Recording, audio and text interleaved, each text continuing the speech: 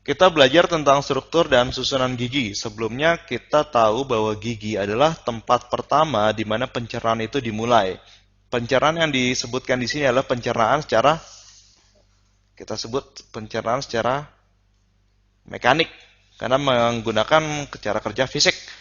Kita buat dulu gambar gigi, strukturnya seperti judul kita, struktur dan susunan gigi. Pertama adalah struktur.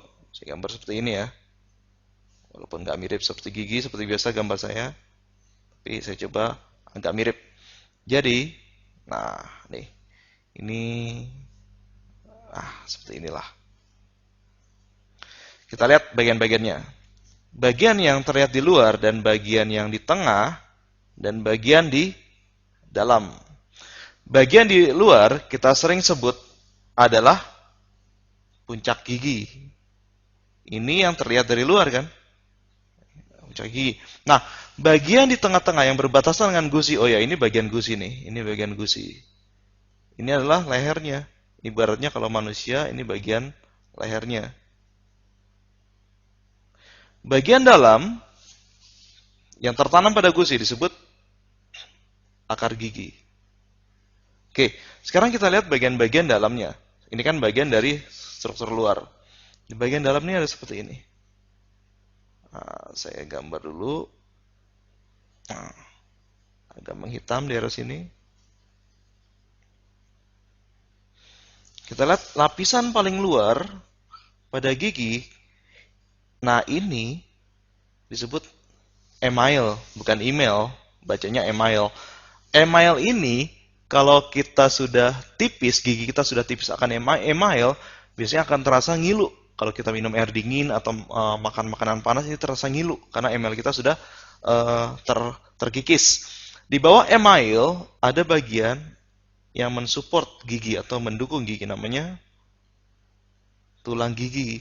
Kalau email rata-rata warnanya kebanyakan adalah putih, tulang gigi itu agak kekuning-kuningan. Tapi bukan karena jarang sikat gigi, tapi memang jaringannya itu berwarna sedikit kekuning-kuningan. Selanjutnya, ada yang saya tadi gambar agak hitam-hitam, di dalam itu, inilah disebut rongga gigi ini. Nah, kalau misalnya gigi kita sudah bolong, saya hapus di bagian ini, misalnya saya hapus di bagian ini, nah kita bolong, gigi kita berlubang sampai sini. Nah, misalnya ini ada lubangnya. Ketika lubang itu sudah sampai bagian rongga gigi ini berisi saraf. Maka kita menakan ini adalah sakit gigi. Nah, jangan sampai bolong, sampai ke saraf, itu akan sangat sakit sekali. Nah, ini saya biarkan aja bolong ya, untuk peringatan. Nah, sekarang kita membahas bagian yang kedua, yaitu susunan gigi. Saya berikan satu rumus yang sangat gampang. Ini. Lah, apa ini artinya? 212. Jadi begini, sebelum saya bahas tentang rumus ini, kita bahas tentang susunan gigi. Gigi kita itu ada 3 macam. Pertama, yang untuk memotong, namanya gigi seri. Di depan. Nah, coba pegang di depan mulut kita, yang paling depan itu adalah gigi seri, paling tengah itu namanya gigi seri. Gunanya ini untuk memotong. Yang kedua, coba geser tangan kita ke agak kanan atau kiri, terserah yang mana aja. Ada bagian gigi yang runcing. Nah, ini namanya gigi taring. Gunanya untuk mencabik. Bedanya motong sama mencabik itu apa sih? Kalau mencabik itu seperti merobek. Nah, motong itu ya dipotong-potong, diiris-iris itu. Nah, sekarang kita lanjut, coba rasakan ke bagian dalam itu, giginya dari gigi yang tajam akan berubah menjadi giginya agak besar kan. Nah, ini bagian belakang disebut gigi geraham. Fungsinya apa? Oh, ini untuk mengunyah. Coba kalau kita makan makanan, berarti biasanya kita akan masukkan makanan itu ke mulut, dipotong dulu dengan gigi seri, atau ketika daging agak dirobek, dicabik dengan gigi taring. Lalu selanjutnya apa? Ketika kita mengunyah dengan memakai gigi geraham kan di pojok-pojok itu. Nah, sekarang dari gigi seri, gigi taring, gigi geraham, ini adalah fungsi dari semua untuk pencernaan mekanik. Susunannya, rumus ini 212. Jadi kalau kita bagi mulut manusia menjadi 4 bagian, 4 kuadran, jadi kita masukkan aja 212 ini ke sini. 212, sebelah kanan 212, semuanya masukin aja 212. Artinya bagian atas ini